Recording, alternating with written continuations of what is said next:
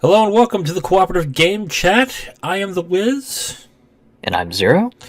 Zero, it looks like you're going to be pushing a lot of duty in this one because I got nothing. I've just been playing Lost Ark and slowly grinding out. So you've been playing most of the games this week. So why don't you go ahead and start off with what you've been playing?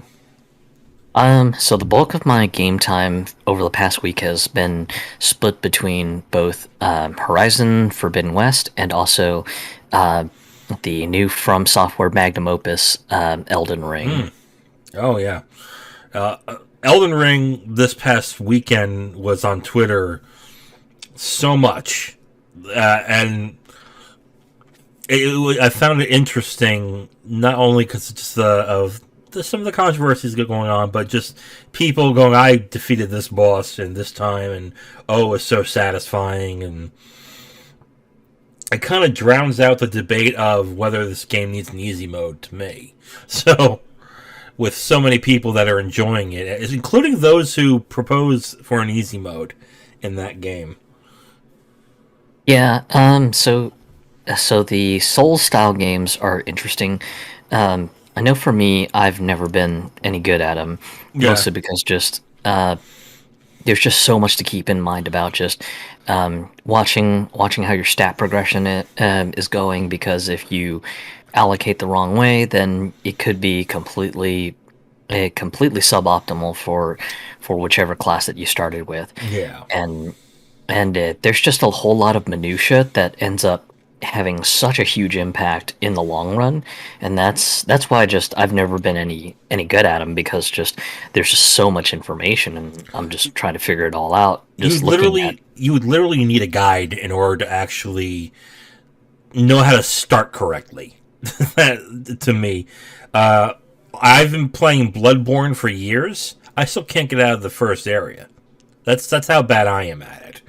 But I keep trying to play it. Yeah.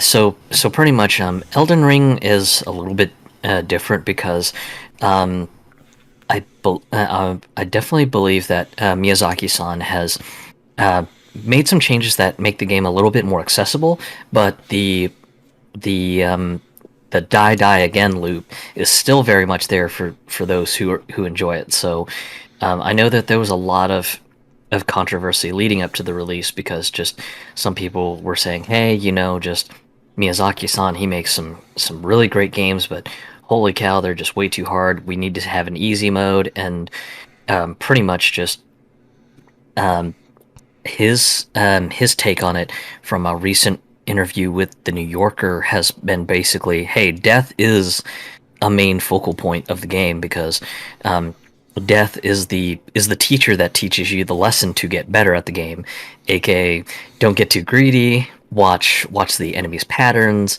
Try to study your enemies to figure out the best way to get past your enemies. So that's always been his take on the whole difficulty discussion.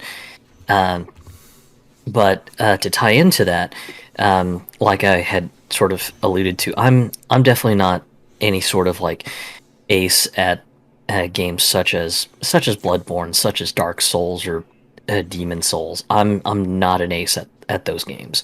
Just I I enjoy the games for the realm, the lore building, and world building and everything. It's very unique, and a very close friend of mine even sort of put it in an interesting way. It's almost like it's almost like if you took the old Wizardry games and Hmm. dragged them into the 3D era, is Yeah, okay. which is really the best way I can put it.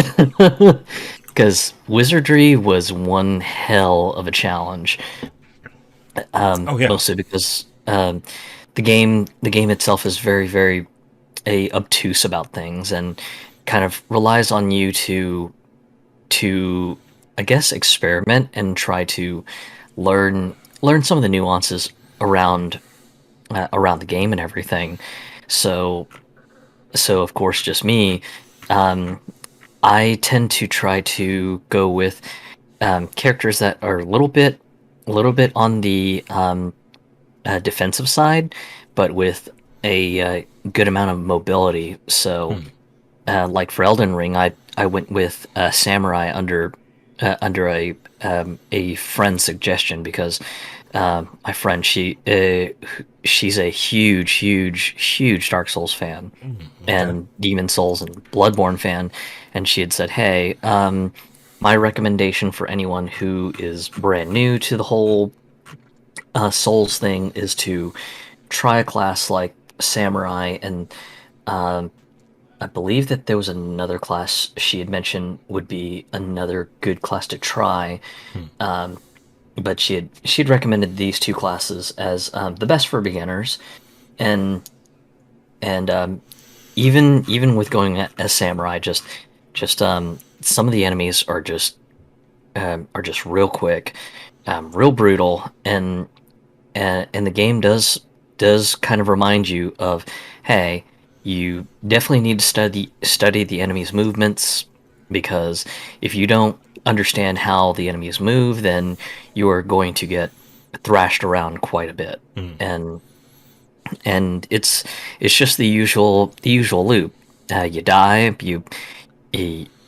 instead of having to run back from all the way in the beginning, they have little checkpoint statues that are sort of um, flagged real close to where the boss rooms are.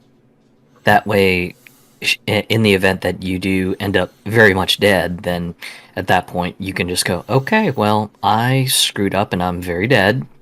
Um, I can respawn back and go, okay, I think I know what I need to do.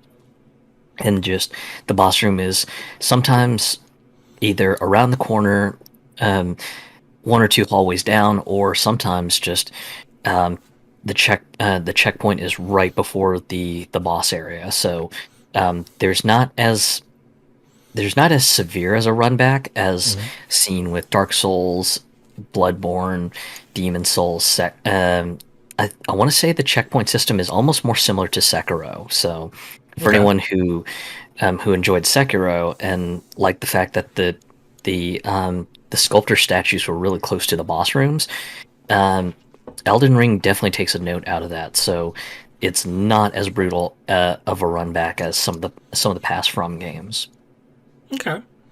Now, the difficulty in the game. You mentioned that there's some excessive. There's some things to ease the pain of the difficulty, which generous. Would you call the checkpointing generous? I would definitely say that it's a little bit more generous. Mm-hmm. Not by a whole lot from Sekiro, but I would say it's definitely maybe one or two steps better than Sekiro was. Okay. In relation to Sekiro, because Sekiro was a very difficult game too. It was more timing based. It was more speed based. Well, okay, I'll generalize this next question. Do you feel difficulty is fair in the game? Um, it's probably fair for most people who are generally pretty adept at video games. As someone who's been playing video games since the original NES, I feel it's fair but brutal. Mm. But that's personally my take on it. Um, this is definitely not a game I would recommend to somebody who may be lightly skilled at video games, or someone who may not have any exposure to action video games, because if someone were to try to play with very little action game experience, then this game would just feel completely brutal to them. Okay. They would probably just look at it and go, "Wow, who on earth thought this was fun?" So um, Well, so that's go kind ahead. of been the thing since Demon Souls, right? Like, there's always been this contingency of people that will say, "How is this game fun?" By it brutally beating me no matter what I do.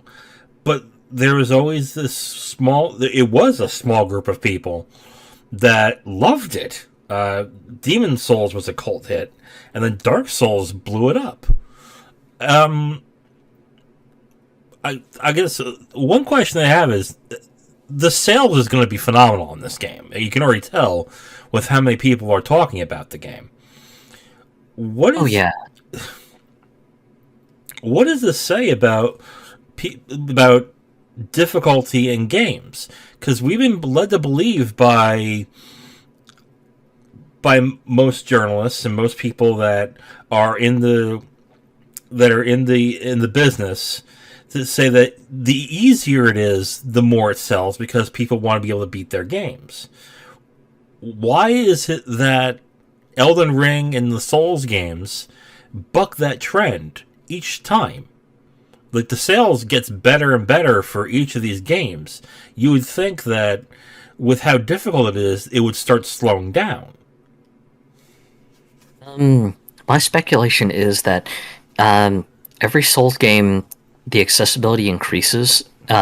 Sometimes it's not by much, but sometimes it's ever so slightly. Mm-hmm. But unfortunately, I think tied to that is there's always the reviewer and commentary cycle of, oh, this is the most accessible version of insert FromSoft game here because it it does things X, Y, and Z, and of course, it unfortunately a lets a lot of or makes a lot of people lower their guard, going, okay, well, this is going to be the nth time that I'm going to try one of these games, and of course they buy it. They find out that it's just absolutely not their cup of tea, and they're just like, wow, holy cow, this is a little bit more than I can chew. Um, stinks, but I guess I'm gonna go ahead and just turn this around, and sell it back to GameStop or whatever secondhand selling marketplaces people use, Mm. to pawn things off real fast. So during the initial launch hype, I think that there's just a giant influx of people who want to buy because they want to be right on the ground floor during the excitement when things are just being figured out Mm.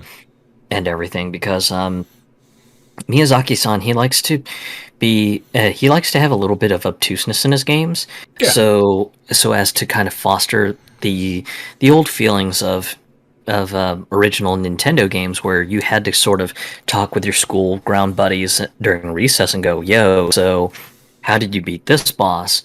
Oh, with the initial hype cycle, there's just there'll be a lot of people who buy, and then just there's a high turnover rate because of just everyone sort of finding that, hey, this might not be my game, and then the obtuseness of everything, especially since there's not really like a giant sort of hint marker that just says, hey, here's where you need to go to kill the next thing. There's a lot of freedom for the players to sort of do whatever they want, even though there's sort of a general idea of where you should go. And I think that's kind of the appeal with games like Dark Souls, Demon Souls, Sekiro, and Elden Ring. Just there's sort of this this desire for a return to I guess a more open and freeform sort of game. Mm. And it's really a bit interesting because, by contrast, Horizon Zero Dawn is completely the opposite. Mm. Yeah, and we'll get into that. Absolutely. I just I have a hard time. So you're saying the sales of these games are coming from people who are just curious about the style of the game and what they hear about it and how satisfying it is, and then coming into it going, "Oh, I can't do this." Yeah, at least that's my take on why the sales keep getting just incrementally higher, with each and every future installation of From's next, sort of soul style game. Just everyone will hear sort of the word of mouth of, oh my god, this game is so good. Just um, the feeling when you just beat a boss, it's so good. Mm. Because I want to say, it was one of the smaller tech publications online, like Ars Technica or something, but one of them had like a editorial article where the Mm. writer took literally, I think, 4 years to beat the original Dark Souls, I can and believe that. and they pretty much had the article titled like um, it took me 4 years to beat Dark Souls, and it's the best thing I've ever done. And Yeah. it's just this writer's chronicle over summing up their 4 years of basically trying to learn everything, trying to understand where they need to go, how they need to upgrade things, and so on and so forth. And it's just one of those things that this writer was just like, I was just like every other person out there who may have started the game and was just like, no way, this game is not for me. I just keep getting killed at an instant's notice. Just, I hate this game. I'm just gonna get it sold back to GameStop for like $2 and just take this as a take this as a loss and just find another game to play. And then they just kind of go through and say, just it was a slow learning process. And yes, I know I'm behind the curve because there's so many more of these games with so much better incremental improvements. But this is more just a testament to say, hey, if you're the ordinary Joe every gamer, yes, you can beat Dark Souls, Demon Souls, Bloodborne, Sekiro, but depending on your aptitude for learning, it may take you longer or shorter than me. Is Was pretty much the general summary of the article. And Yeah. I think when some people see those sort of inspirational stories, they sort of get lulled into the idea of, hey, if this person who says that they were not great at video games can do it, why not me? And of course, some people end up finding out that they don't have a sort of the drive and the aptitude to learn and study the enemy patterns and sort of learn through experimentation uh, because I get it. Some people like the escapism of being a really super powerful hero in a game, destroying enemies, and just sort of using video games as an escape. Yeah. And I completely get it. But there are some people who are the opposite, and they want sort of that masochistic experience of, no, I want this game to punish me. I want this game to teach me why I am terrible at video games and remind me that this is a game to study, to learn, to eat, sleep, and breathe every single mechanic of the game. And I think that's where the more hardcore draw is for some people.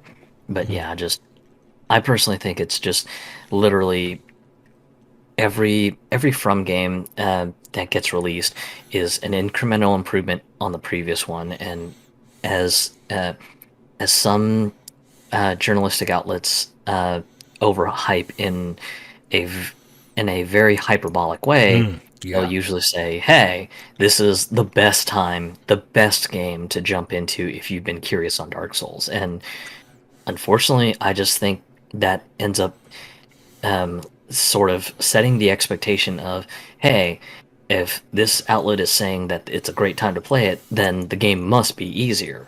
And then, of course, because the game has no easy mode, it's just, wow, this is not fun. And the cycle repeats. Yeah. Do you think it needs an easy mode? um, with respect to Miyazaki-san's design, um, an easy mode might be interesting, but I think it would completely clash with his intentions on how he designed the game. Yeah. That death is supposed to be the teacher. You're not supposed to blaze through everything and just go, "Wow, this boss was super easy. I just struck him like twice in the face, and the boss fight was over." I. And I'm sorry. I. I agree with you. As somebody who sucks at these games and wants to play them and wants to experience them, but just doesn't have the skill, I think the last game that I spent so much time on mastering was Ninja Gaiden on the Xbox. oh That was yes, that was a brutal game, but I loved it, and I beat it, and it was so satisfying when I did. But yeah, I don't understand why so many people conflate easy mode to accessibility. Accessibility is like having a special controller for somebody who has a physical issue, or having having a colorblind mode. That's accessibility, making it easy for somebody who is differently abled in some sort of way to be able to play the game. That's accessibility. Having an easy mode is not accessibility. It's basically you're basically asking a developer to you're not willing to meet them halfway. You're basically saying, no, make it to me. Make it to my specifications. Do what I want. Be damned if it makes sense, or it makes the game less fun, or it makes it less challenging, or just do it for me, please. And that's why I hate the argument of having an easy mode in these games, because they conflate accessibility with the need for. I get people want to experience the game, but like the other one that bugged me was Cuphead. Cuphead had these inane arguments with people to go, there should be an easy mode in Cuphead. No, because if you put an easy mode in Cuphead, there's no game.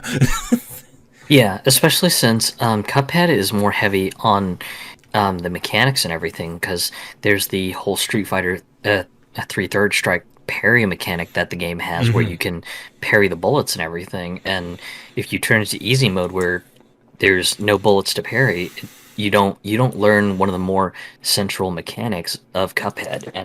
And that's why I sort of agree with you that if it's easy mode is easy mode and accessibility are not the same thing.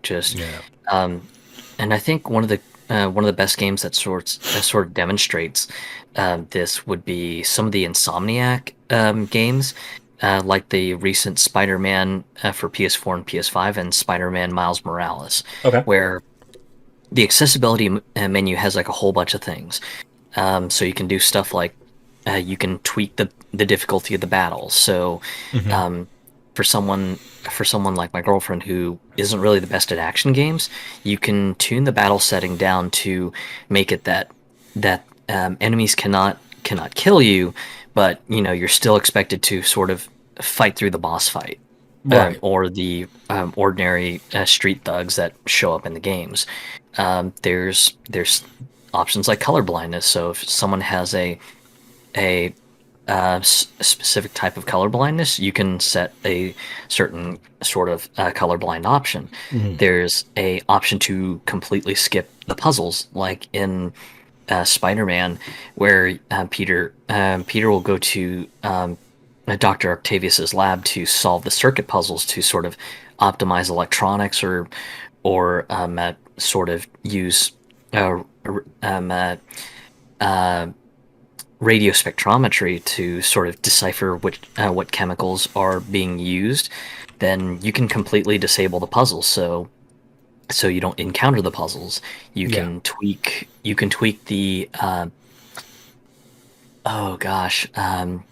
the QuickTime events. You can completely just disable those if just being suddenly thrown like a QuickTime event is going to really sort of mess up your mental flow with just being immersed with the game. You can just completely disable that. That's where I see accessibility as just being able to fine-tune the experience to your needs, and maybe your own disabilities too.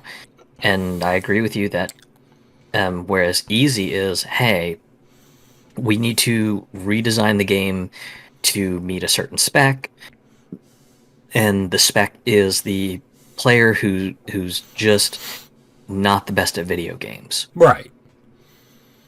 And with Spider-Man, the example you gave, I think the developer Insomniac wanted you to go through the story and experience the story. That's why they would make those things easier and to turn certain things off and to turn certain things down. So, however you want to, at least you experience the story. Right. Where And that's I completely agree. where that's not the case with Elden Ring and Dark Souls. Yes, there is a story, but it's in the deep background where you have to decipher it yourself. Yeah. in in The story is something that with the From style games is you have to sort of decipher the story yourself, but also um, not everyone is supposed to have the same story. That the player is supposed to build their legend out and say, you know what, I struggled with this boss so much, but just I I learned this. I found that the boss has a certain animation that makes him completely vulnerable, and those are sort of the stories you tell when when you play through the game. Just you almost sort of uh, add your own sort of personal flavor to the story as well. mm, yeah, I just thinking about it just automatically reminded me of a Cuphead. I'll give a little anecdote and we'll move on.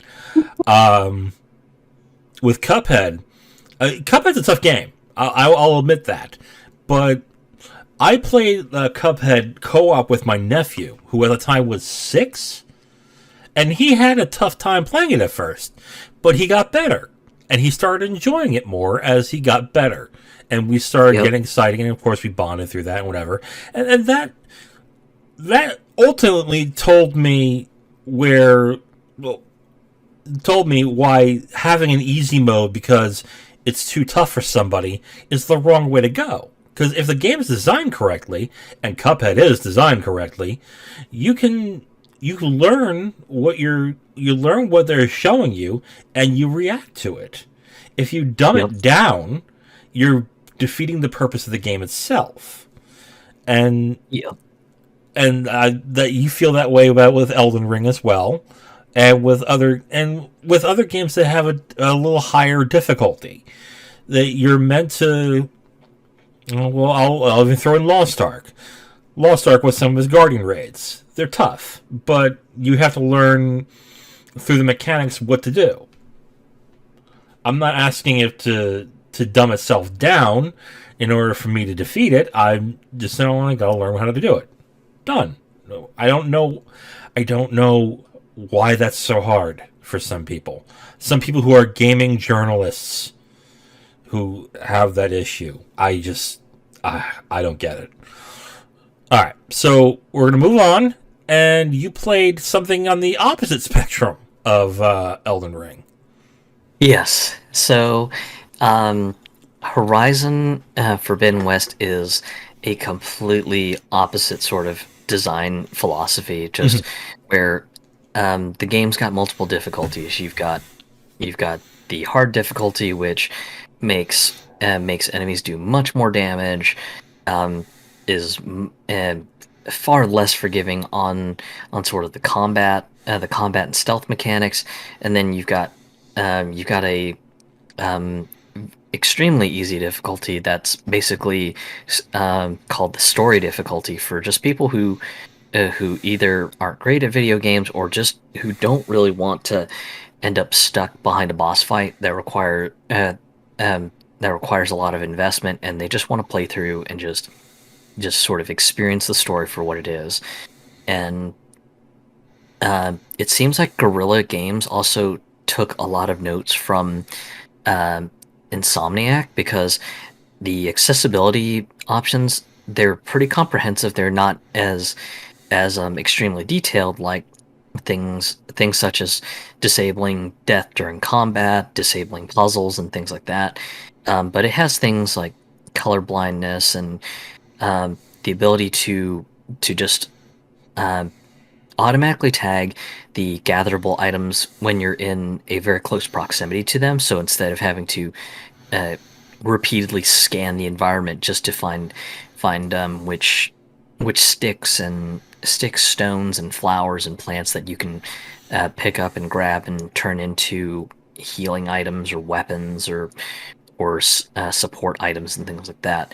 So it's got that sort of a design philosophy, and uh, playing it on PS5 is just a visual treat for the eyes. Just there's just so much detail. There's so much color. It's it's just an absolute sight to behold. Uh, and me with my giant backlog of games, I'm playing it on story mode just to kind of relax and sort of unwind. Um, so completely the opposite direction from Elden Ring Yeah.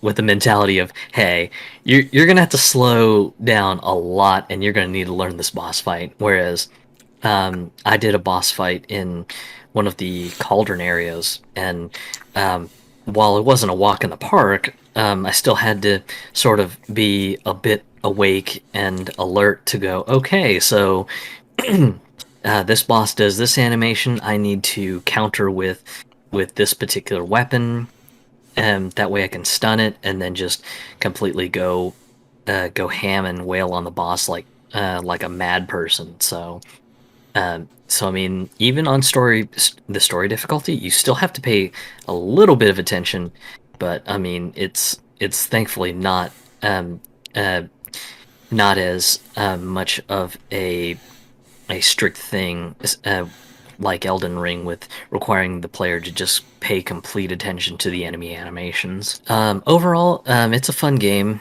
The game just seems to be more of what made Horizon Zero Dawn really fun. So if anyone listening was a fan of Horizon Zero Dawn, then uh, yeah, Forbidden West is just going to be more of the same. And I think really one of the biggest quality of life changes that is, um, I, th- I don't even think the game even goes over this, but it was sort of a nice surprise. At least when I was playing through the first 20 minutes is, um, if you end up gathering a resource that you're already full in your resource bag, the game will automatically just move it to the stash.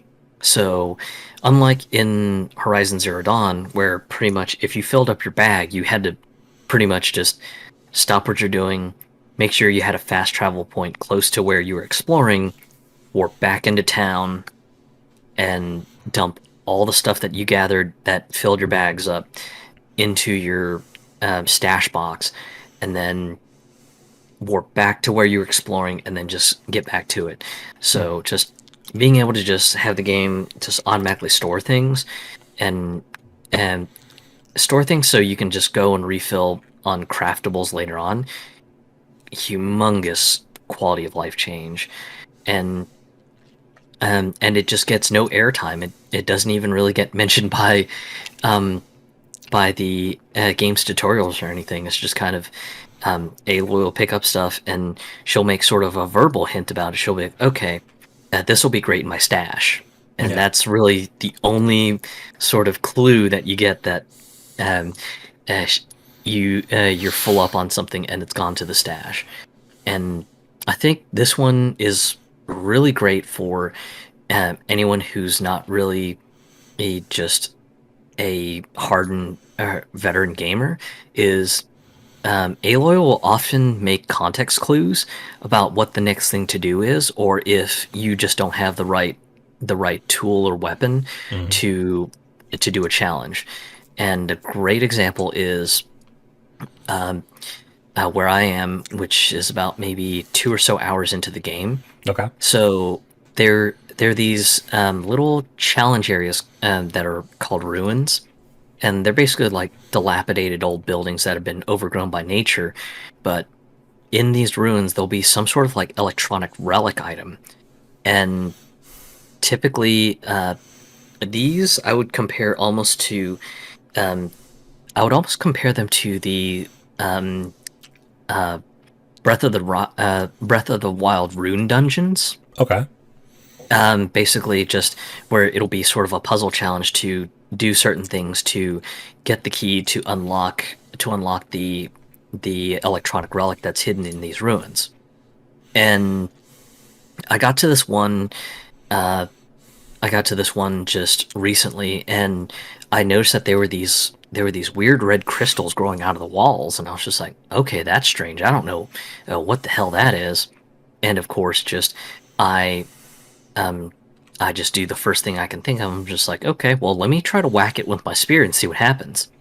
And I um whack the red crystals. Nothing happens. I hear a real solid thunk, and then Aloy makes some commentary saying, "Hey, I don't think I have the tool to get past this. I'll have to come back later."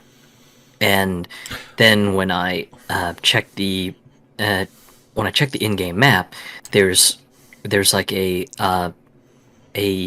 map icon that shows up that it looks like sort of a cave entrance with a giant X over it. And then when you mouse your cursor over that icon, it basically says, um, uh, "Item required to progress." Okay. And it's just such a nice context clue instead of sort of just looking at this thing and going, okay, what am I doing wrong? I can't get past this. Mm. And instead of sort of beating your head against a wall, you sort of get the hint of, okay, I'm just gonna have to come back later when I've got whatever weapon or power I need to get past this thing. And it's just such a nice way of not wasting the player's time with a tempting secret that just might not be accessible, but also not being completely spoiled on what you have to do for anyone who is averse to spoilers. So interesting quality of life features in the game now. A lot for stash use and context clues. Um, I got a question. We'll move on from here after that. You mentioned the context clues, how Aloy, um, I guess, sounds off on certain things she can and cannot do during the game. Where is the dividing line to where that is a quality of life, or that's just an annoyance towards spoiling something for you in the game that you could have figured out on your own? Mm, I think with Horizon, it's pretty good about just not really spoiling anything or not really babying things either. Mm-hmm. Uh, like one of the early ruins that I completed, uh, I was a little stumped and just couldn't figure out the next step. But Aloy sort of made a subtle hint that, hey, you need to use this object that has helped you get to higher ground, but you'll have to drag it through this hole in the floor that you just made. Mm. And when she sort of made that context clue, it just kind of came together. I was like, oh, holy cow, I got it. And then just drag this box down this hole in the floor that I just made, and was finally able to push it to this wall where there was just a handhold that I just couldn't reach. And it was kind of nice that the game didn't completely just say, "Hey, dingus, you remember that hole you made? Go drag that box down the hole." It was just kind of a subtle hint of, "Hey, um, there's probably a reason you made that hole in the floor. Just Mm. um, you should really consider all the things that you just did now, because there's just a small thing that you're missing. It's a small little detail, but if you slow down and think about it, you just might be able to put two and two together." Okay, let me let me add something onto this. Um, to me, it sounds like bad design, and I'll explain why. If you can't, and I'm not saying you specifically, but if you can't figure out what's going on in an area without the character shouting out, maybe I should do this, or maybe I should, or I can't do this right now, maybe I should come back. Isn't that the sign of bad design? That a developer hasn't thought through what it is in in that area that you should be doing. It hasn't given enough context clues to in order to do, like say for example, context with Uncharted, where certain colors mean you can climb on something, or what else? Or like in Spider-Man, where you can go to certain areas with a certain moniker, whatever. Isn't that just a sign of bad design, and it's just a crutch that they're using in order to hide that bad design flaw? In my opinion, I don't think so. Okay. I think really bad design would be just where something uh, just doesn't clue in the user that, hey, you really shouldn't be wasting your time here for 2 or so hours. It's not because you're dumb and can't figure out the puzzle. It's because you're missing a power or a tool or a skill that's needed to get get past or get into this challenge. Mm. Because um, I've seen I've seen it in the past where just people just kind of sort of bang their head against the wall and just say, "I don't get this puzzle. I just don't get it. It's right at the beginning of the game. Why can't I complete it?" And then, of course, just then you'll see someone on the like the game facts forums or something saying, "Hey, yeah, while the puzzle is shown off super early, you don't have half the powers you need to access this puzzle. Just skip it. Just move on." And of Okay. course, then you'll have like people kind of being contentious about it, going, "What do you mean I'm supposed to move on? Why the hell is this puzzle here in the first place? This makes no sense." Mm. And and that's why I think sort of what this game does, and by extension, um, some of the things that Horizon Zero Dawn has, is also due to some of the discoveries that were made during the production of Death Stranding. Um, I think these are great improvements to have, so that um, you don't have situations like that where someone sees a really intricate puzzle in the beginning and is just sort of stumbling their way on trying to figure it out.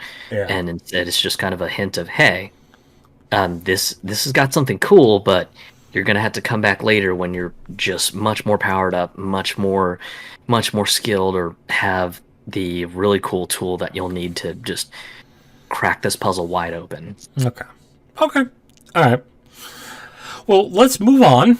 Okay, so let's move on, and we're going to talk about Capcom and their decisions that they're making towards their fighting game community and their tournaments that they're setting across. Specifically, strong arming the tournaments to where their Capcom fighting tour is really the main one, and anything lower is severely handicapped to be anything bigger. I don't know if you agree or disagree with that, Zero, but am I wrong on that? Yeah, in my opinion, it's hamstringing the grassroots community, Mm-hmm. which is pretty much just the focal point of most of the fighting game community, because not not every scene has the ability to host a major, or even uh, do something to get a huge gathering of players out and everything. Um, and I'll go over the major points on the Capcom community license agreement, which is what Capcom is using to sort of structure out small time community run tournaments. And Okay. um, on the initial read, it doesn't seem like it's a bad thing, but it isn't until you sort of slow down and think about it in the grand scheme that it really starts to show how much it sort of almost suffocates the grassroots community of a lot of um, a lot of potential fighting game tournaments and stuff that are run by just small community gatherings. Mm-hmm. So the first point is that the prize pool for the event um, must be set and clearly discussed in advance of the event, and um, if it's a series of events, then the max cap on the prize pool is 2,000 US dollars per event. Okay. And then Now, on that's low, or that's quite low, because then by comparison, you have things like the Riot Community Tournament Series Mhm. license that Riot Games has for stuff like League of Legends, and I believe the prize limitation is, I believe $10,000.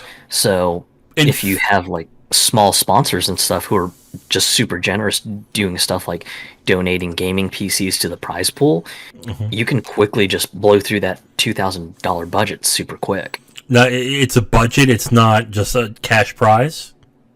Um, that is the maximum budget of the prizes, $2,000 US. Okay. I I was gonna push back a little bit because you mentioned Riot. Riot makes much more money, and their LCS is much more popular than any fighting game. But with that being the budget and not just the amount of cash prize you can give, that's a little stingy. I would have to agree with that. Yep, because like if you were to hold a Street Fighter V Championship Edition tournament, and let's say you've got a small PC gaming shop that says, "Hey, I want to donate a completely super cool decked out gaming PC for the winner of the tournament," and that gaming PC setup is somewhere to the tune of like $1,000, then you literally only have $1,000 left in the budget to budget out for other prizes, and Even if this it's is where, free, even if it's given to him for free. yep, yep. Huh. So what makes it even much more stingier is that the total prize pool within a given 12-month period, the total for all the prizes can only amount to a grand total of $10,000 US. Okay. So, Now, so if you're only doing one or two tournaments, that's not going to matter because you can only go under 2,000 anyway per event. yep. Okay. All right. So which goes into the next point. So, sponsoring contributions must be under $5,000 per event.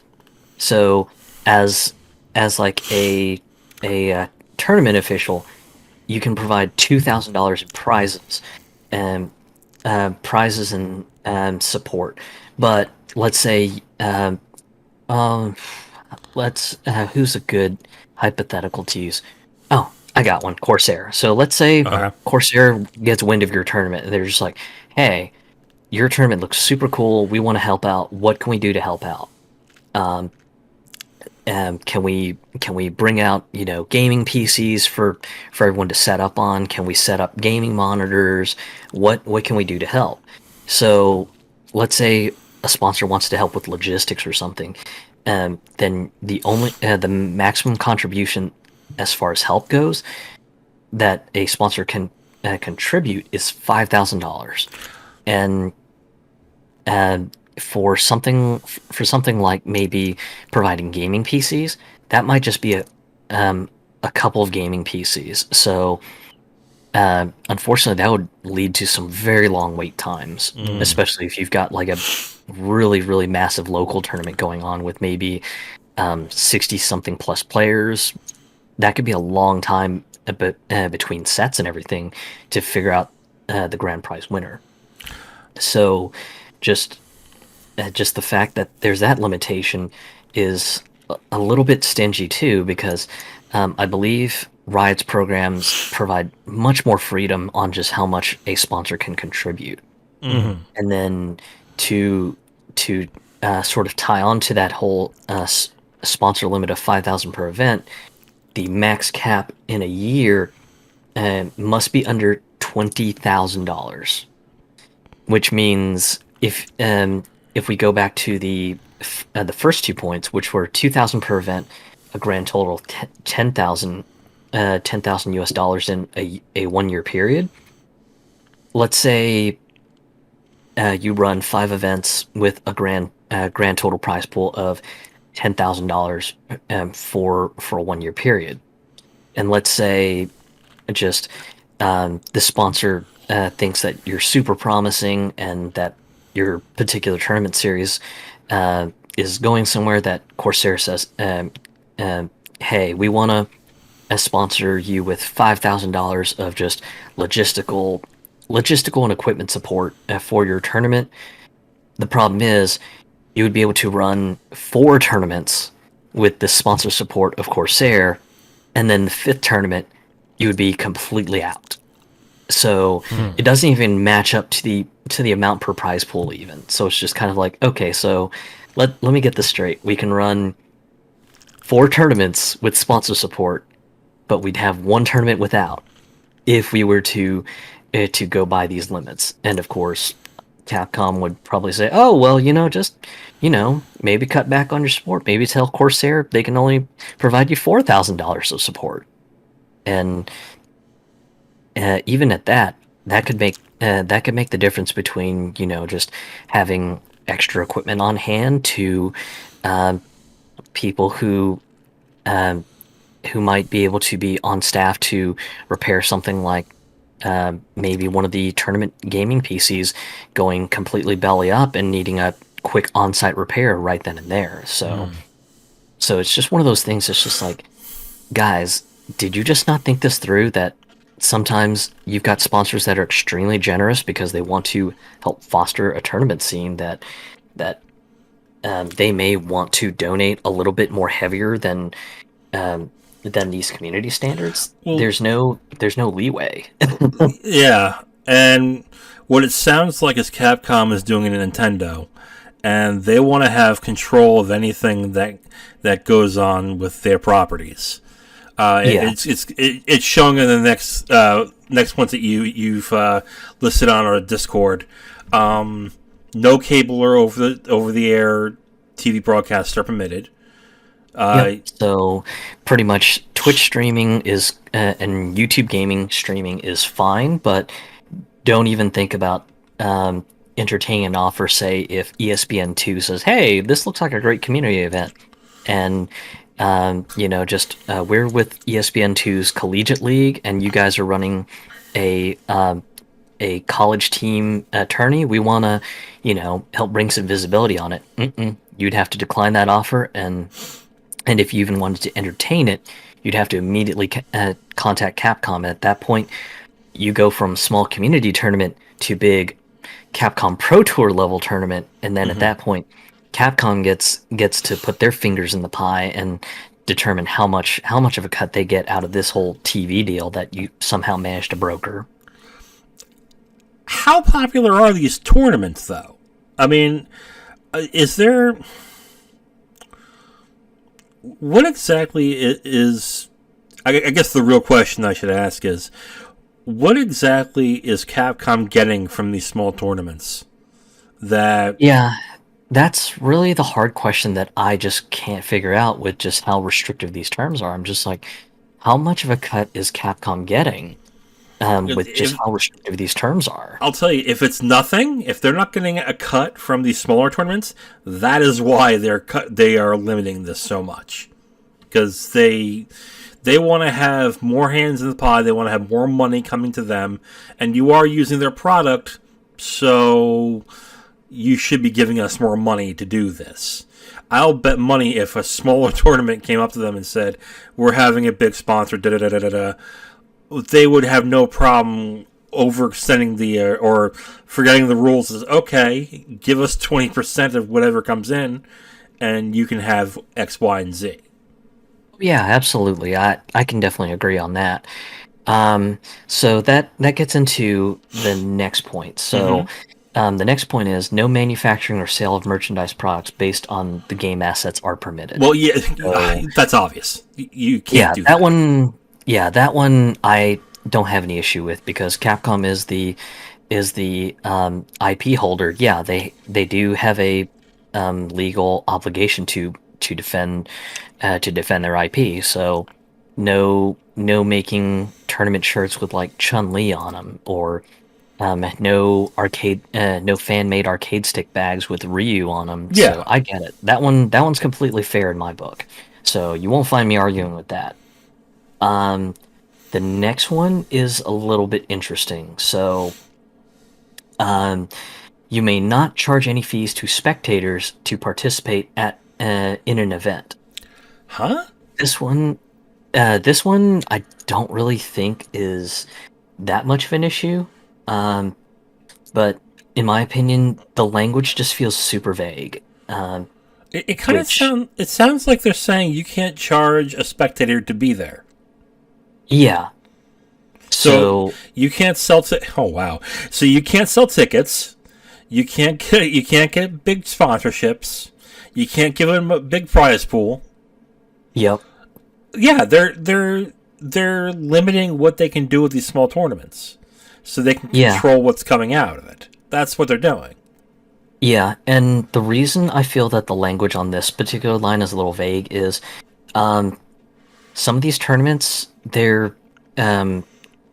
um, they're held in convention spaces, and it takes money to potentially rent a convention Yeah. space. Oh yeah. So, I mean, if they're saying you can't charge any fees for spectators, does that mean a cover fee is completely invalidated, or I is a would. cover fee okay because you're saying, hey, yeah, sure, you can watch like the tournament from like outs you can watch the tournament from outside the venue, but if you want to come in, walk the grounds because there are a whole bunch of like other tournaments that are going on.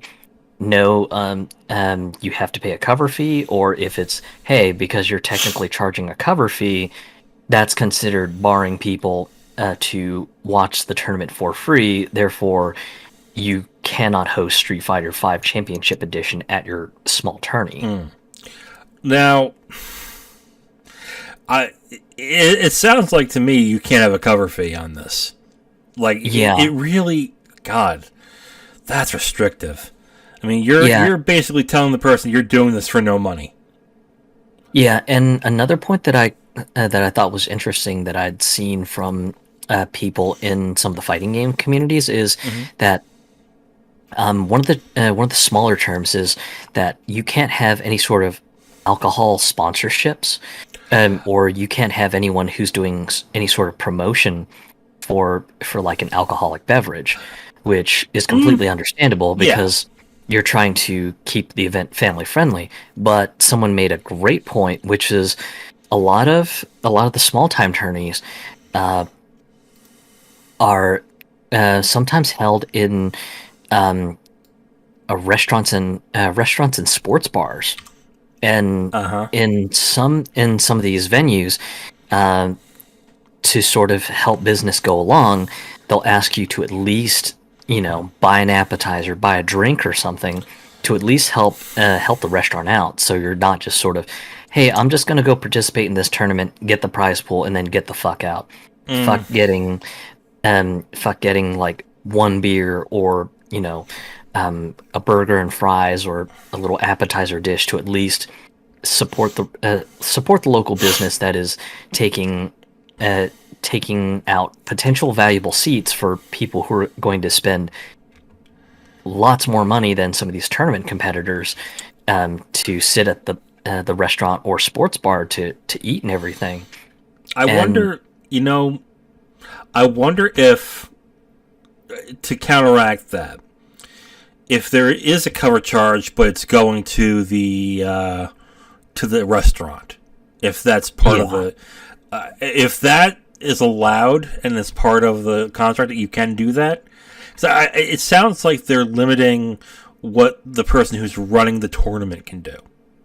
yeah, So if the restaurant can do that cover, then that would take it. But if they're also saying the restaurant can't, which I don't think they can do that, but uh, if they're saying also the restaurant can't do that because they're holding a sanctioned tournament, then let's call it what it is. They want to have Street Fighter to be a specific brand, and they are strong arming the community to stick with Capcom on this. Because the more that they are in control of that brand and the control of that community, the more money they're going to get from it. yeah. It definitely sounds like that they're just really sort of trying to get more people to say, yeah, don't bother with any of these small time tournaments that aren't Capcom official. Mm. Just if you really want to get your pro points, then and you really want to get that pro team recognition, you got to compete in 100% official Capcom Pro Tour tourneys. And yeah, I can definitely agree that that's definitely what it sounds like. It just sounds like they're trying to funnel all the players into the Capcom Pro Tour tourneys. And I don't know if you know this, but the pros, do they have to pay Capcom in order to participate in these events? No, but they don't get a regular salary. Yeah, I didn't think that from no. Capcom either. They're reliant on their teams if they're sponsored, but if they're not sponsored, these players are paying for everything out of their own pocket. Yeah. So hotel rooms, flights, just everything is coming out of the players' pockets, and not everyone's guaranteed to win. So it's just it almost becomes kind of a game for the rich person of just being able to say, okay, well, I'm going to participate in the Capcom Pro Tour. I may not be great, but who cares? I've got the money to do this for frickin' ever if I want to. Okay. Like I said, it just sounds like this is a power grab for Capcom to gain control of their brand and gain control of their game, which if this is going to go, if they're doing this for Street Fighter V right now, something tells me this is going to be solidified in 6, where you're not going to be able to use the game at all in a small tournament. You would have to be at a Capcom sanctioned tournament, so, which is what Nintendo's doing now with Smash. I think Panda is the only company that can do any tournaments with Smash right now. Yeah. I believe it's because Nintendo set up a deal with them, but yeah, it's not quite as black and white as some people think it is, because a lot of people have seemed to have forgotten that Sony did buy up the Evolution Evolution Championship Series back in 2020 after the fallout of the sexual harassment and sexual abuse controversy that came out during. Was it grooming? The lead up to it was bad. So the Smash community had their own problem with really, really creepy folks sexually grooming children, and even in some cases sexually exploiting minors as well too. So there was a whole different thing going on with the Smash community. But a lot of people seem to forget that the Evo Tournament Series is now technically under the ownership of PlayStation. Yeah. And so it kind of makes sense for Nintendo to go, okay, well, this entire tournament venue is owned by one of our competitors. We're not going to be able to show off any of our stuff because our stuff is typically for our platform. So, no new game reveals from us that are Nintendo only. We're not really going to have a platform to do any fun or interesting reveals. Whereas other developers such as Bandai Namco, Arc System Works, they can show stuff off because their stuff is typically multi-platform anyways. So, in my mind, I think it's more of a business move for Nintendo to say, yeah, we get it. Evo's a big celebration for fighting games in general, but since we are both a video game console platform and publisher, it's likely not in our best interest to sort of host our game at a venue that is owned by one of our competing platforms, because if we want to show anything off, we're probably going to get told, no, go pound sand. Yeah. I don't blame them. I don't blame them on. It sucks, but that's business. Okay. Yeah. And also to sort of close out the whole Capcom Pro Tour community license thing. Okay. Right before we had started our podcast, Capcom on social media put up an update via social media saying, "Hey, so we get it. There's a lot of contention on and a lot of heated emotions on all the stuff that we put up. We thought it was pretty sound and solid, but obviously, you all as a community have said that."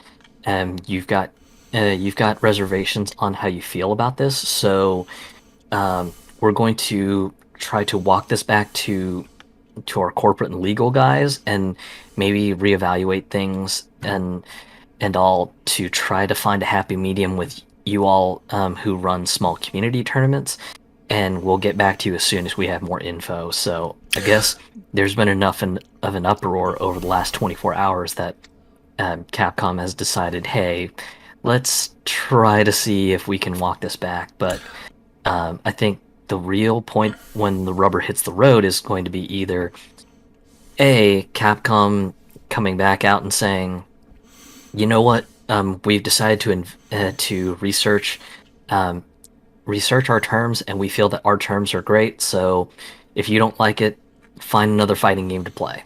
So that's possibility number one, which is only going to just bury the Street Fighter brand reputation in the trash. I don't agree with that.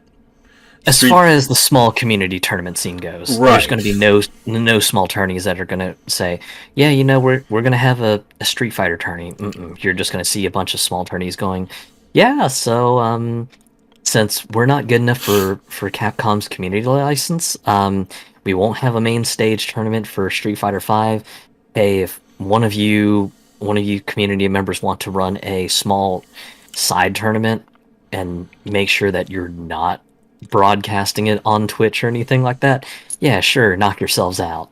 So that's possibility number one. Possibility number two, Capcom takes a very, very long, hard look at what some of the other small tournament orgs are doing. So things like Riot with their Project L community tournament series and things like that. Just looking and going, wow, you know, maybe the community's right. Maybe we need to give the community a little bit more breathing room to work with in regards to our community license, because if our terms are way too restrictive, then we might limit the reach of the Street Fighter brand going forward. So maybe we try to find a middle ground that's good to our corporate bottom line, but also a middle ground that doesn't completely suffocate the community scene.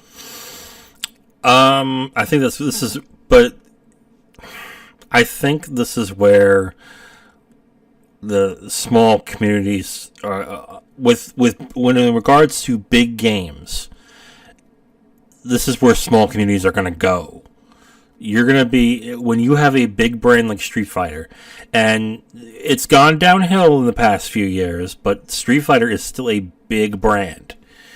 You're going to have a company that's going to want to control that asset, control that brand to the best of their ability, and to get as much money out of it as possible.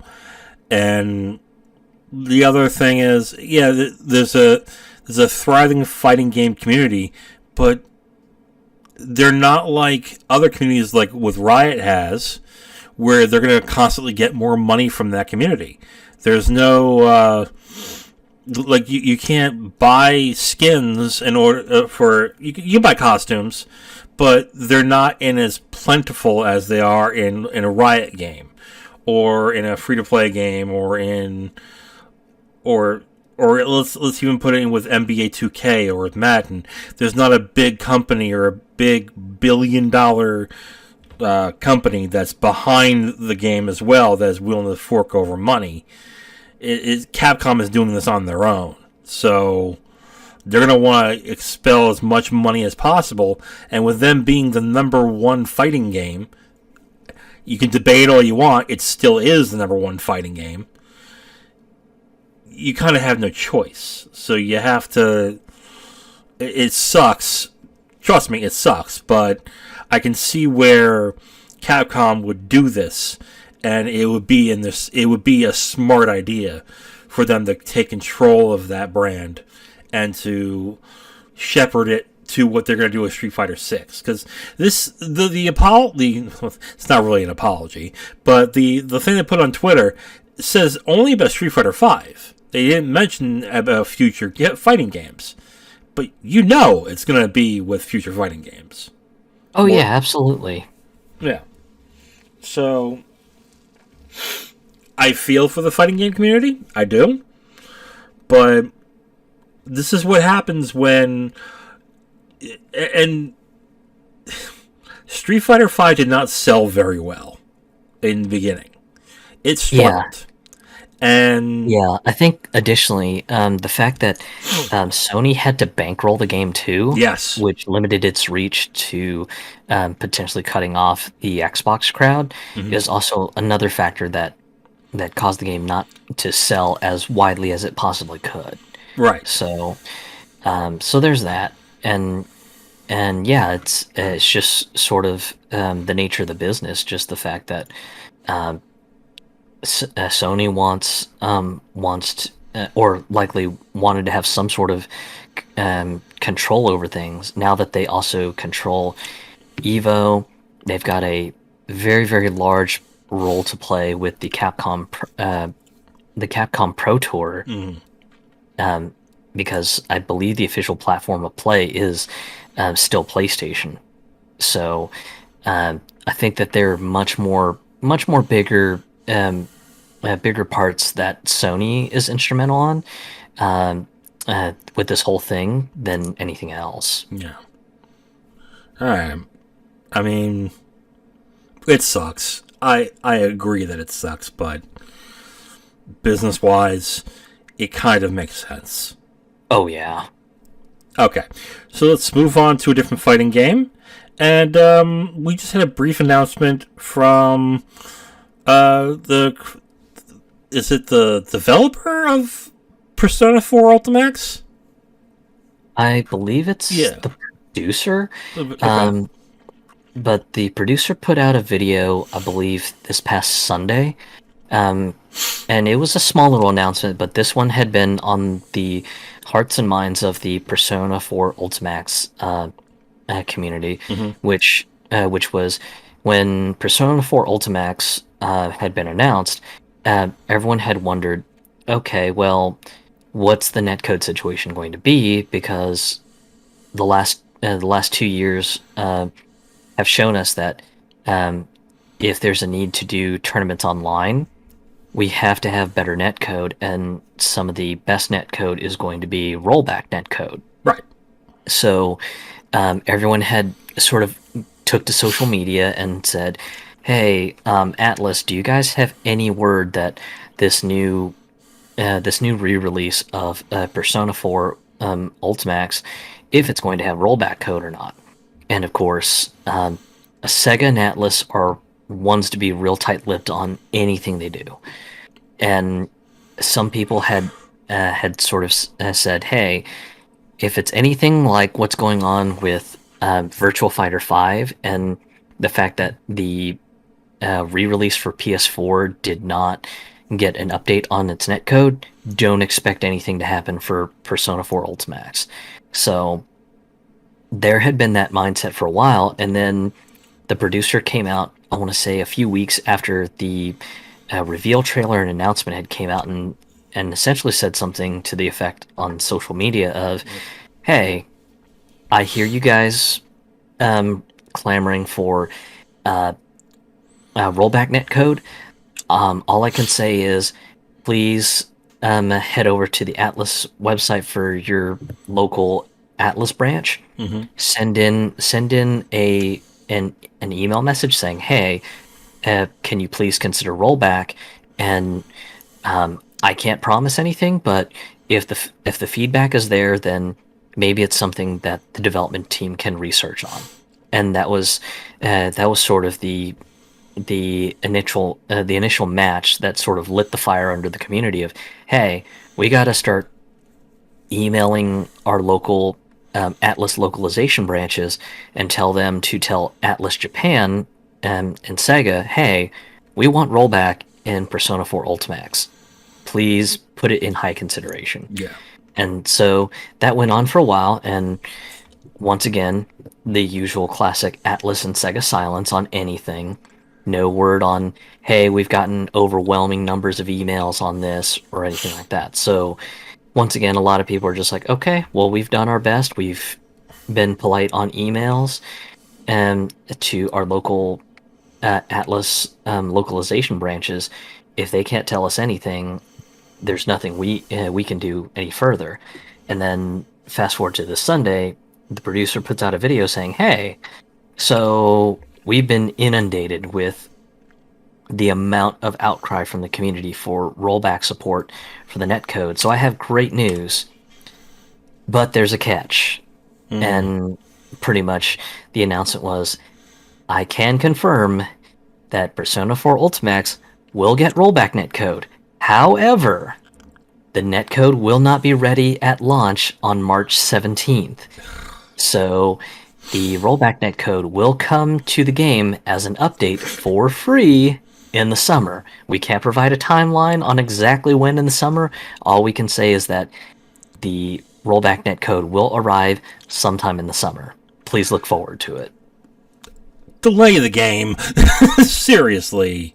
If you have a chance to make your game better, and rollback will make your game better, online specifically, and you have that chance, delay the game and put it in there at launch. By putting it on, by saying, "Hey, you're going to get an inferior product when we release the game, but don't worry, in 6 months it will be better." People are going to wait 6 months before they buy the game. And by that point, they probably would have forgotten it by now. Yeah. So go ahead. And I agree. I mean, it's I know it's a bit cliche to quote this, but Shigeru Miyamoto had a great quote. A bad game launched quickly will be forever bad, but a good delayed game will always be remembered as good. Yeah, absolutely. What exactly do you gain besides sales? Besides sales, of course, by releasing it in what is going to be considered an unfinished state. Yeah, and that's the thing, though. I just fear that a lot of people buy Persona 4 Ultimax when it comes out sometime later this month, and they'll just buy it because of all the excitement for all how it ties into the Persona anniversary. Ultimax is also an old game. It's a PS3 game, so they're just bringing back a PS3 game to PS4 and PS5. I think. Is that correct, or is it just PS5? I believe Persona 4 Ultimax is coming to PS4, but playable on PS5, PC, and Switch. Delay the game. Come on. You're not even putting it on PS5? Just delay the game. Yeah, not even a PS5 version, just it'll just be the PS4 version, but playable on PS5. They're not going to get big sales out of this. I mean, March 17th. Okay, you're not going to get big sales because it's a PS4 game, number one. Number two, it's a fighting game. Number three, it's old. And number four, you now have just said to people, and by the way, the version you're getting is not optimal. It's going to be better in, let's say, the summer, when we'll have the rollback netcode that you want. We're guilty of this too. Within a month of buying the game, if there's not a lot of people online playing it, we're going to stop playing it. Yeah. So, and worst part is, if the netcode that it initially launches with is bad, you're just going to have people just constantly slamming the game and potentially say, "Yeah, don't buy it right now."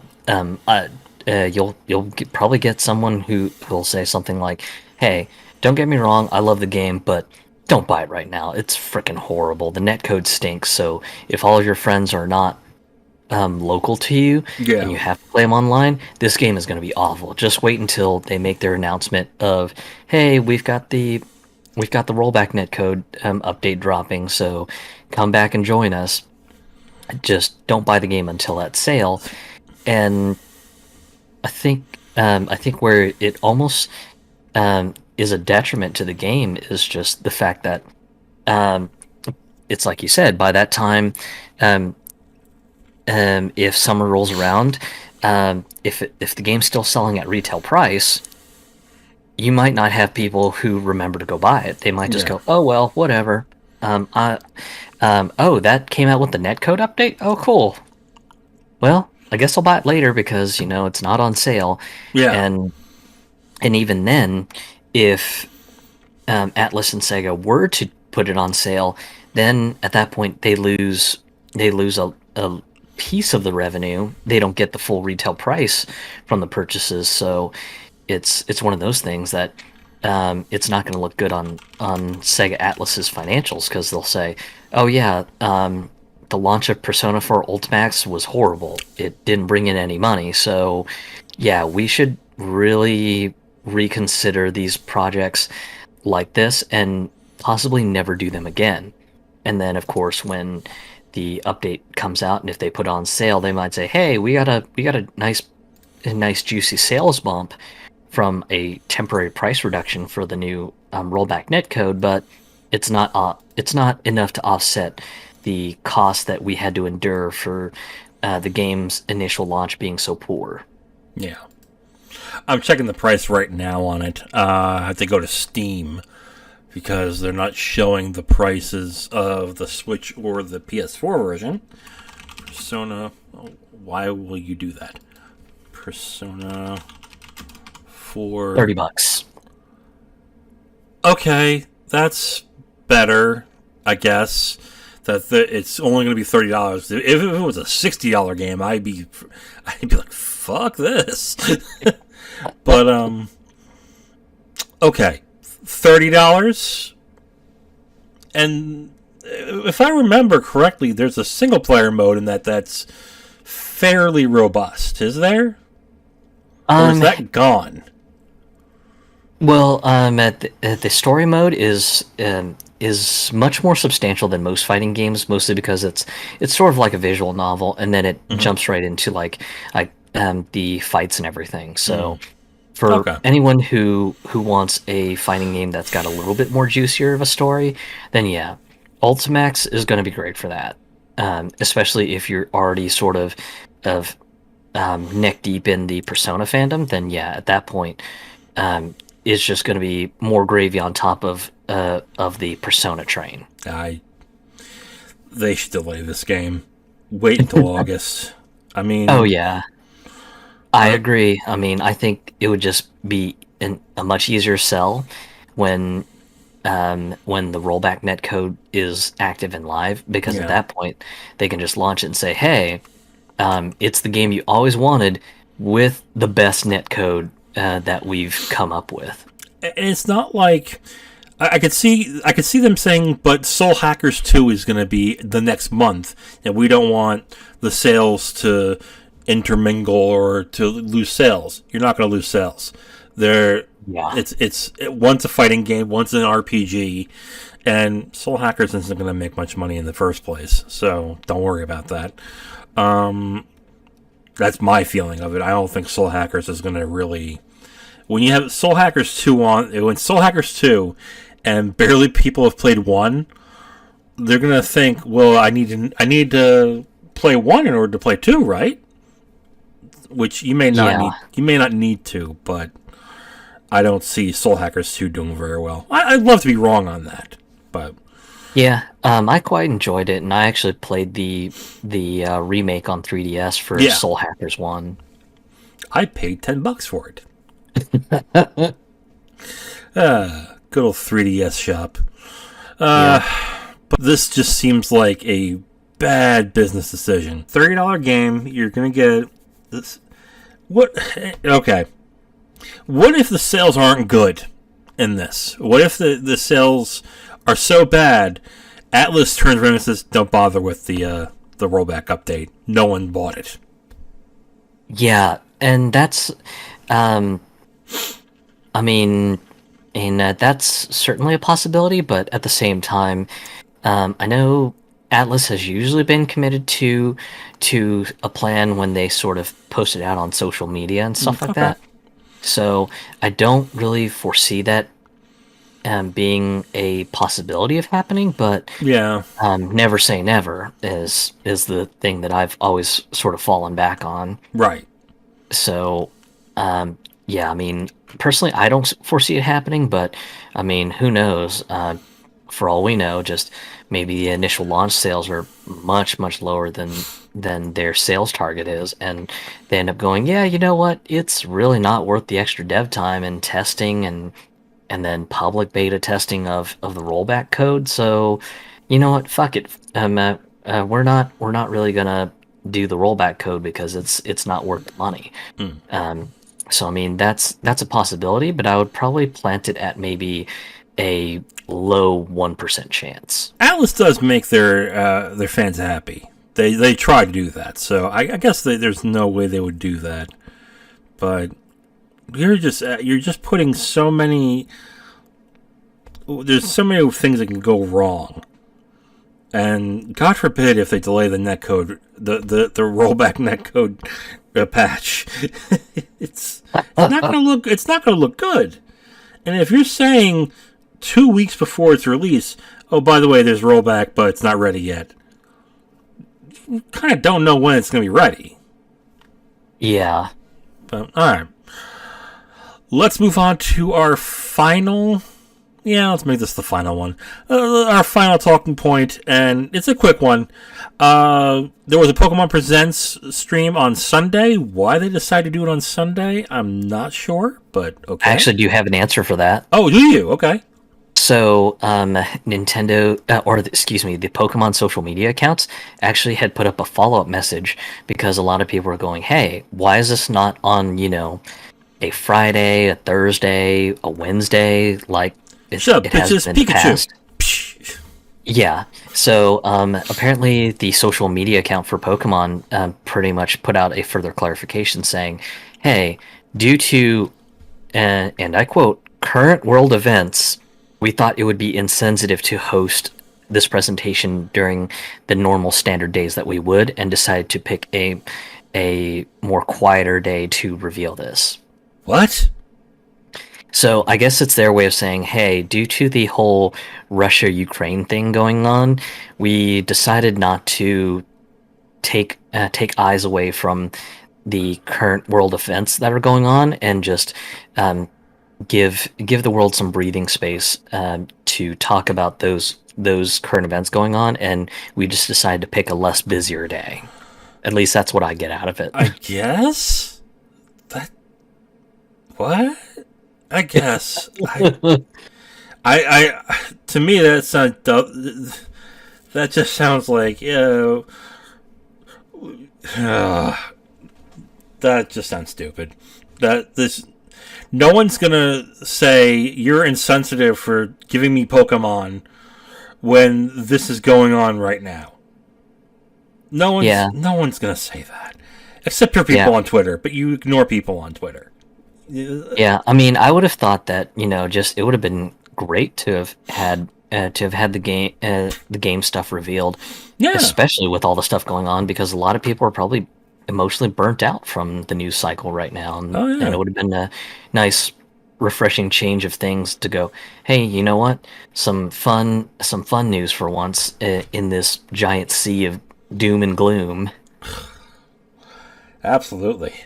Well, let's continue. There were a whole bunch of announcements that we are not going to go over because, quite frankly, we don't care.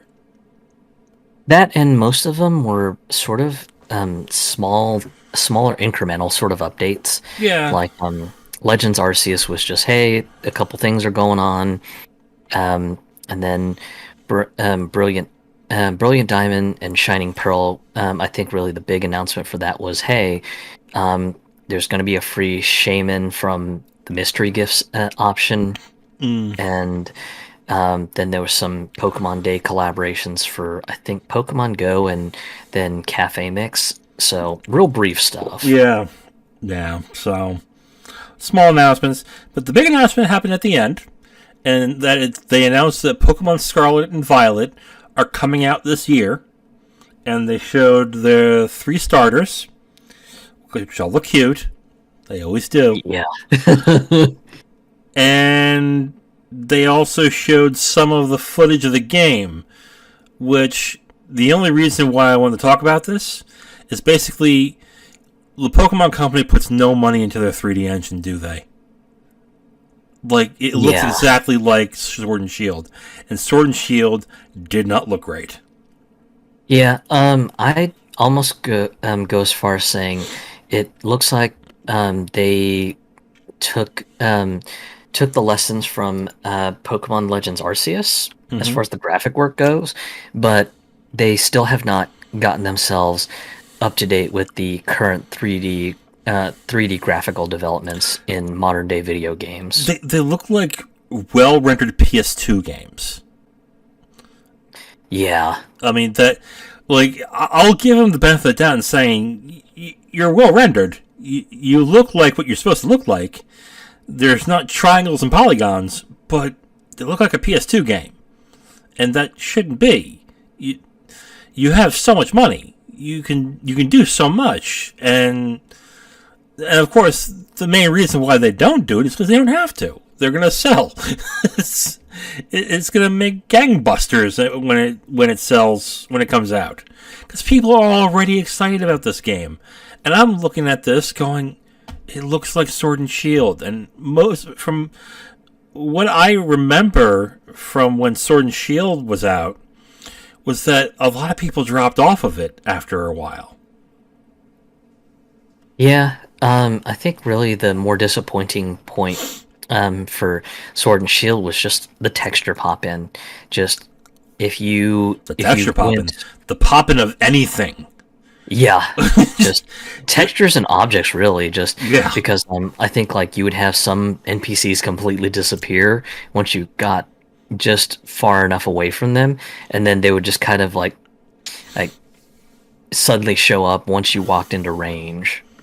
Like when it was this traditional 2-dimensional kind of, you're going through the gyms, Sword and Shield looked pretty good. It did. It's when you got into the wild area where it looked like garbage, and Yeah, some people will think I'm overblowing it when I say it looks like garbage. No, it looked like garbage. Even I played the game I played the game docked because I hate using the Switch as a handheld. I have big hands. I'm a man. That's just how it is. I just hate it. But yeah. I'm kidding. Uh, but even docked, it just looked terrible. And unless they fix the pop-in, it's going to look like a decent PS2 game, I guess, again, because what they showed, like I said, it looks exactly like Sword and Shield. Yeah. So are you excited? Well, uh, for me, it's just one of those things that um, I just kind of feel sad about because I'm a person who's loved Pokemon as sort of a lifelong obsession from when the first games came out and Oh everything. yeah. So for me, it was a little bit disappointing to just see hey, the graphics look as nice as Pokemon Legends Arceus, but you guys still have not learned to get with the program and either do your development on a more graphic engine, hire more graphic artists, hire more people for graphic engine optimization, and you've got boatloads of money to do it. Why? Why are you just not refusing to scale up the development and take this seriously? Especially when you have other Switch games that look perfectly fine, or in some cases great on Switch. Breath of the Wild being one of the more exemplary examples of just how nice a game can look on Switch, and it's just like you guys have a functional relationship with Nintendo. Why not ask Nintendo, hey, can we have some, support and staff help on making our next Pokemon game look good? It's just one of those things that just hurts and baffles me as somebody who's been a lifelong fan of the Pokemon games. Just that Nintendo, or excuse me, Game Freak just seems so obstinate on making any sort of hard investment to just make their game just look better. And And that's what it feels like, though, isn't it? Like it doesn't seem like it's a lack of funding or Nintendo wouldn't approve it. It's basically, no, this is who we are. This is what we do. Fuck you.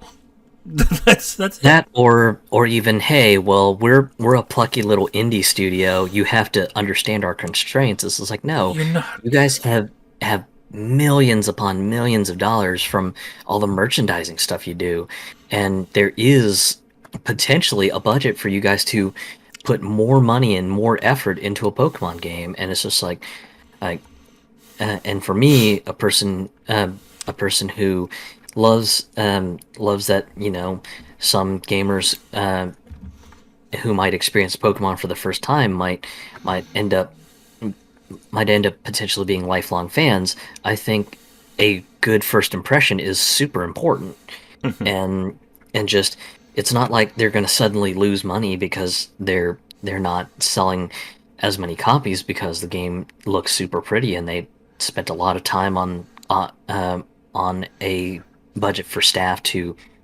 really optimize their graphic engine, polish up the art assets to make them look good.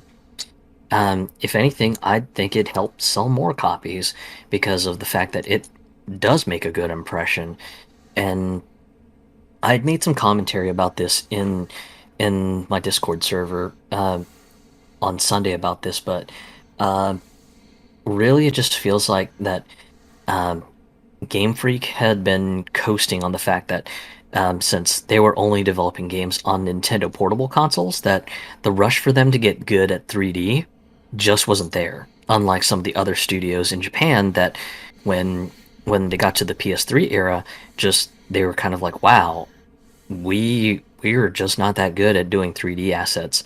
And you've got a whole bunch of Western studios during the PS3 era who were just making phenomenal looking games at the time. And unfortunately, just to get up to speed to do high fidelity 3D work, you a lot of these studios either had to get with the times and really increase their staffing budget, or just face the fact that if they try to coast along with making a game that looks like it was still stuck in the PS2 era, that they could potentially go bankrupt and just implode. And it just feels like Game Freak never had to go through that phase because they were just like, hey, well, Nintendo's doing portables, so great. We can just kind of sit and coast along, not a big problem for us. And then it wasn't until the Switch was announced, it was like Game Freak was like, oh my god, holy crap, this is a home console? Holy crap. shit. We gotta freaking retool everything. We gotta learn how to do 3D graphics. We gotta freaking scramble because, oh my god, this is a home console now? Holy shit, everyone's gonna see how crappy our graphics are. And it just feels like they've been stuck in that perpetual phase forever. Yeah. How much you want to bet also the sound effects, the noises that the Pokemon make, they're going to stay the same, and they've been the same since the Game Boy. Yeah, I would not doubt it. I mean, did they change the voices and the noises in Arceus, or are they the same? Some of the noises are still the same. I think really Jesus. the only ones that have some fidelity on them are like when Pikachus show up. Of that course. they still that the Pikachus will verbalize as the usual Pikachu call from like the anime series. So I mean that's about as much as I've seen with playing Legends Arceus and everything.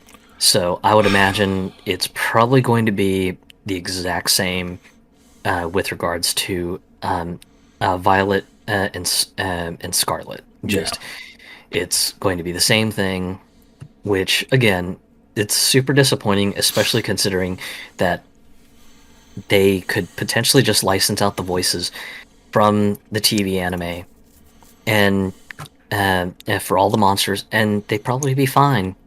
They've got the budget for it, and they just don't want to do it. I don't know if it's just because they think it's too much work with integrating actual voice files or something. It, I it just will it would be work. Well, so oh it's yeah, not. It's definitely going to be work, but that's the one issue that your games have right now is that the fidelity in your graphics and the sound aren't updating to the standards that they're supposed to. How yeah, many people have dreamed of having a Sword and Shield of having that open area? How excited people were for I was excited too. I bought both damn games, and yeah, and I was excited. Like finally they're doing it, and it looks like shit. Oh, great. yeah. It, mm. So Well, it'll still look like gangbusters. yeah, yeah, and I mean, I'll probably still sort of investigate and look at it when it comes out and everything, provided that I still got a budget for it. But Yeah, if not, then I'll probably just wait for a sale and investigate it myself. And who knows, maybe when it gets closer, they actually um, show a more finalized trailer that has a little bit more improvement, but I doubt it. I would love to be proven wrong. I mean, I would love to be completely blown away that they, excuse me, get some sort of optimization work actually done. yeah. But I'm just not holding out very much hope because And you don't need a wild area. You can make those 3D graphics and make a predetermined area, and it still will look fantastic because you don't necessarily need the wild area. The wild area in Sword and Shield wasn't that impressive, and gameplay wise, it didn't do much. yeah, but yeah, as far as the starters go, I think the most funniest commentary has been there's been a giant uproar of uh, please guys, please no humanoid Pokemon, please, dear God, we don't want another Incineroar. Ah, well, what's wrong with Incineroar? I think it's just because it goes from adorable little it starts off as Litten, which is kind of an adorable little Oh kitty yeah, cat, to hey yeah, I'm a luchador style wrestler, deal with it. yeah, that's true. So that's some of the commentary I've seen, and then I think the other piece of commentary I've seen is, I think the official website for the Scarlet and Violet is the preview of the Pokedex entry for the new Grass Cat mentions that it's a weed type Pokemon. So of course Yeah, there've been the there've been the Snoop Dogg smoke weed every day memes, and I'm just like, oh geez, here we go down this rabbit hole, guys. nice. I know the Pokemon I'm going to get if I decide to buy it, which I probably won't. Uh, Ugh. so so there's been that commentary, but I think the setting is interesting. It looks like it's sort of a mix between Portugal and Spain. Okay. So uh, so Which lots of interesting Spanish looking castles and stuff like that. So Sword and Shield was Scotland, wasn't it? Scotland and England, because Huh. they had like a lot of like Scottish style castles, but you had some of the wild areas evoked imagery very much um, of the UK for the most part. So it was just kind of a mix between both Scotland and the UK. Some more European, which will essentially mean that it's probably not going to look much different from Sword and Shield. Yeah, Because graphically, some of the architecture, the buildings they showed looked like it was from Sword and Shield. Because the yeah. first thing I said when I watched it was, "They're doing something else for Sword and Shield. What is this?" And Oh goodness. so, But yeah, yeah. So definitely more European style castles, though. Um, with it being in Spain, uh, uh, uh, a mix of Spain and Portugal. Maybe they might have some of the castles that might have more of a Moorish style inspiration to them. So who knows? There might be more stuff that they haven't had a chance to show off yet. yeah. Okay. All right. I don't know about you, Zero, but I think all this talk It's got me all tuckered out. So why don't we end it there? Yeah, sounds good for a stopping point because that whole Evo thing was a little bit meatier than I expected it to be. Yeah, alright. So, that'll do it for this episode of the Cooperative Game Chat. Tune in next week, so we'll talk more of what happened throughout the week. Do we know what it is? No. We'll figure it out when it happens. But, with that, I am the Wiz. And I'm Zero. And we'll talk to you all next time.